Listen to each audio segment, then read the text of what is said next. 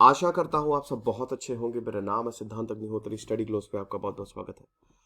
दोस्तों, जाकिर अब्दुल करीम नायक पे 5 साल का बैन और लग गया है। बात करेंगे दोस्तों। और जाकिर नायक कौन है, इनकी कहानी क्या है। आपने अक्सर इनको सुना होगा। अपने आप को ये धार्मिक गुरु बोलते हैं और इस्लाम का प्रचार प्रसार करते हैं। तो 18 अक्टूबर 1965 में भारत में ही इनका जन्म हुआ। प्रीचर बोलते हैं कि मैं तो सिर्फ पढ़ाता हूँ।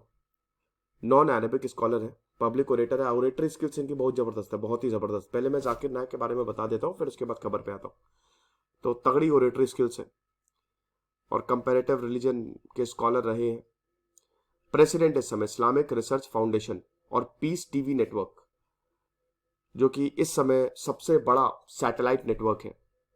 ये रिलीजियस सैटेलाइट टीवी नेटवर्क है। घर घर में आप इस्लामिक वर्ल्ड में, मतलब सऊदी अरब हो गया, पाकिस्तान में आपको पीस टीवी जरूर दिखेगा। जैसे हम लोगों के आस्था टीवी, संस्कार टीवी, ऐसे रिलीजियस चैनल्स है ना, वैसे ही ये इस्लाम का पीस टीवी है।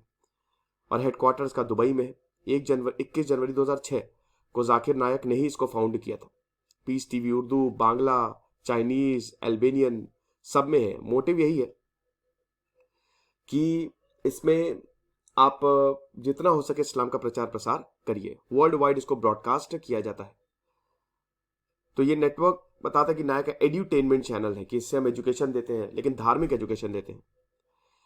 ये नेटवर्क कहाँ कहाँ बैन है? बांग्लादेश में पीस टीवी का प्रसारण नहीं है। यूनाइटेड किंगडम में नहीं है और श्रीलंका में नहीं है और भारत में बैन है। भारत में पीस टीवी का प्रसारण बैन है। क्यों? क्योंकि आरोप ये लगता है कि भाई आतंकवाद फैलाते हैं। इसके माध्यम से ये आतंकवाद फैलाते हैं। डिस्पाइट इनकी जो व्यूवरशिप है वो 20 करोड़ से ज्यादा है, लेकिन वही है कि स्टिल यू कैन। अब क्या ही बैन है, कुछ बैन नहीं होता आजकल देश में। पीस टीवी आप देख सकते हो, गूगल प्ले स्टोर से डाउनलोड कर लो, कुछ नहीं होता है ना। बैन वैन खाली वो खाली बोलने का है। और 56 साल के इस समय, 18 अक्टूबर 1965 में जन्म हुआ और इन्होंने डॉक्टर की डिग्री ली है। भारत में ही पले हैं, भारत से ही जन्म लिया है इन्होंने, मुंबई के हैं ये। ऐसा अर्ली लाइफ की बात करें तो बॉम्बे में इनका जन्म हुआ। पढ़ाई इन्होंने चेलाराम कॉलेज से की। मुंबई से ही पढ़े लिखे, वहीं से इनको एमबीबीएस की डिग्री मिली। फिर 1991 में इन्होंने इस्लामिक इंटरनेशनल स्कूल मुंबई में ही इसकी स्थापना की है। स्कॉलरशिप देते थे ये गरीबों को, मुस्लिम यूथ्स को, मुस्लिम को ही देते थे ये। और उसके बाद फिर काफी स्कूल्स इन्होंने खोले। 2006 में इन्होंने अपना नया टीवी फाउंड किया, वेबसाइट फाउंड की। फिर धीमे धीमे इनका प्रचार प्रसार होता गया और एक्सपैंड होते गए। 2012 में भारत सरकार ने इस पीस टीवी चैनल को बैन कर दिया और मुंबई पुलिस ने इनको बैन कर दिया कि भाई पब्लिक कॉन्फ्रेंसेस नहीं होल्ड कर पाएंगे, ये नहीं करेंगे, आप अपने तक ही सीमित रहिए। क्योंकि कंट्रोवर्सी काफी ज्यादा होती थी।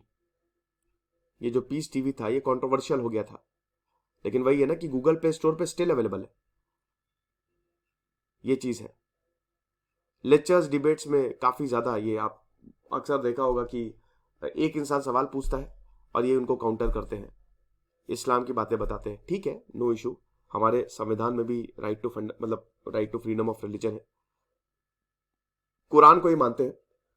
और एक अच्छी बात बस ये है कि जाकिर नायक किसी भी तरीके की हिंसा को कंडेम करते हैं। जब इनसे पूछा जाता है कि आईसिस और इन सब पे आपका क्या सवाल है, तो बोलते हैं कि मैं इसको बिल्कुल कंडेम करता हूँ और ये लोग एकदम बेकार हैं, बकवास है। और जो इस्लाम है वो पीस का रिलीजन है और ये सब फैलाता है। तो मैं किसी भी तरीके के आतंकवाद को खत्म नहीं, मतलब इसको करता हूँ। और इस्लाम मॉडर्न साइंस, इस्लाम क्रिश्चियनिटी, इस्लाम सेक्युलरिज्म, ये सब बताते हैं, लेकिन इस्लाम को ही आगे रखते हैं। ये चीज है। तो 2004 2006 काफी इनकी डिबेट कंपटीशन जो है वो होते रहते हैं। कंट्रोवर्सीज की बात करें तो जाकिर नायक पे ये आरोप लगता है कि हेट स्पीच फैलाते हैं। इसीलिए Bharat, Bangladesh, Canada, Sri Lanka, United kingdom सब जगह बैन है। और उसके बाद भारतीय अथॉरिटीज इनको मान, ये भाग गए हैं, ये भगौड़े हैं। टेरर फाइनेंसिंग का इनके ऊपर चार्ज लगा हुआ है, हेट स्पीच का चार्ज लगा हुआ है, कम्युनल हेट्रेड और मनी लॉन्ड्रिंग, इन सब का चार्ज लगा हुआ है। देखिए, कुछ भी हो, आप ये बात समझिए कि पर्दे के पीछे तो ये सब होता ही है ना। आतंकियों को इतना पैसा आ कहां से रहा है, तो ये सब इनके ऊपर आरोप लगा है। तो 2016 में जाकिर नायक जो है वो देश छोड़ के भाग गए। अब अगर जाकिर नायक को देश नहीं छोड़ना चाहिए था, वो बोलते हैं कि मेरे ऊपर आरोप बेबुनियाद है, तो आप आओ वापस भारत। फिर आप आते क्यों नहीं? अगर आपको, आप जो सच्चा इंसान है वो कभी डरेगा ही नहीं। कई बार नेशनल इन्वेस्टिगेशन एजेंसी ने रिक्वेस्ट की, लेकिन नहीं हुआ। इंटरपोल से, फिर उसके बाद इंटरपोल से अगर आप रिक्वेस्ट करते हो कि रेड नोटिस जारी कर दो, तो आप कहीं पे भी वो इंसान आप उसको अरेस्ट करके भारत ला सकते हो। तो जाकिर नायक की अरेस्ट की रिक्वेस्ट इंटरपोल से की थी एनआईए ने, लेकिन वो इंटरपोल ने इसको रिफ्यूज कर दिया। तो भारत यही बताता है, ऑथर प्रवीण स्वामी ये बताते हैं कि इनकी टीचिंग्स कुछ इस तरीके की है कि ये वायलेंस को एडवोकेट करते हैं। हालांकि नायक टेररिज्म को रिजेक्ट करते हैं पूरी तरीके से। 2008 में इस्लामिक स्कॉलर लखनऊ में शहर काजी मुफ्ती, उन्होंने फतवा जारी किया था नायक के अगेंस्ट कि ये उसामा बिन लादेन को सपोर्ट कर रहे हैं। इनको रिलीजियस स्कॉलर्स भी अपोज करते हैं, सिर्फ जाकिर नायक, मतलब रिलीजियस स्कॉलर्स भी इनको अपोज करते हैं ऐसा। तो जाकिर नायक हमेशा बोलते हैं कि भाई देखो मैंने कुछ नहीं किया और मैं एकदम पाक साफ हूं और ये सब साजिश है सबकी।